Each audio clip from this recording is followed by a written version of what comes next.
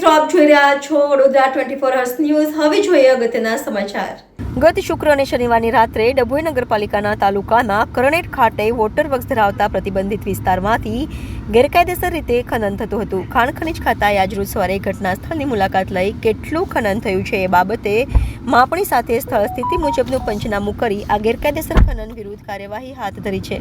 ડભોઈ નગરને પીવાનું પાણી પૂરું પાડતી ડભોઈ નગરપાલિકાની વોટર વર્ક યોજના નગરથી 8 કિલોમીટરના અંતરે આવેલા કરણેટ ગામમાંથી પસાર થતી ઓરસંગ નદીના પટમાં આવેલી છે, જે પ્રતિબંધિત વિસ્તાર છે, જ્યાં છેલ્લા કેટલાય દિવસોથી રાત દિવસ ગેરકાયદેસર ખનન થતું હોય છે। અંગેની જાણ કોંગ્રેસના કોર્પોરેટર અજય રાઠવાને થતા રાત્રે તે ગેરકાયદેસર ખનન થતી જગ્યા પર પહોંચી જઈને ખનન ચાલતું હતું। ત્યાં જ 100 નંબર પોલીસને બોલાવી અજય ઠાકોર રાઠવાને 3 ટ્રકો ગેરકાયદેસર રીતે વહન કરતી ઝડપીને પોલીસે સુપ્રીત કરી, જે પૈકી 2 ટ્રક નગરપાલિકાના પ્રમુખ બીરેન શાહની જ નીકળી હતી, જેને લઈને રાજકારણ ગરમાયું હતું।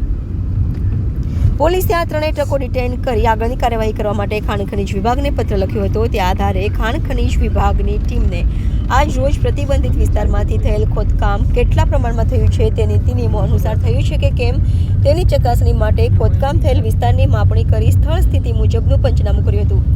હવે આ બાબતે સક્ષમ અધિકારીને આ રિપોર્ટ સોંપતા સક્ષમ અધિકારી કેટલો દંડ ફટકારે છે તે તો આગામી દિવસોમાં ખબર પડશે।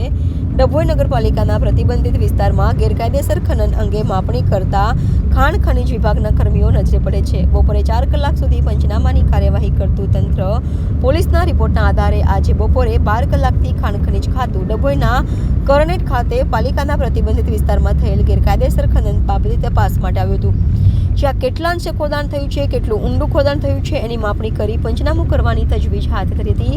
પરંતુ એ વિસ્તારમાંથી પંચનામા સહી કરવાવાળું પણ કોઈ ખાણ ખનીજ વિભાગને મળતું નથી। અગાઉ પણ કેટલાય કેસો આ સ્થળેથી ખાણ ખનીજ વિભાગે કર્યા છે, તો તે વખતે પંચો ક્યાંથી મળતા હતા તેવા સવાલ ચર્ચામાં કેન્દ્ર સ્થાને રહ્યા હતા। પ્રતિબંધિત વિસ્તારમાં ડભોઈ પાલિકા પ્રમુખની 2 ટ્રક ઝડપાઈ હતી।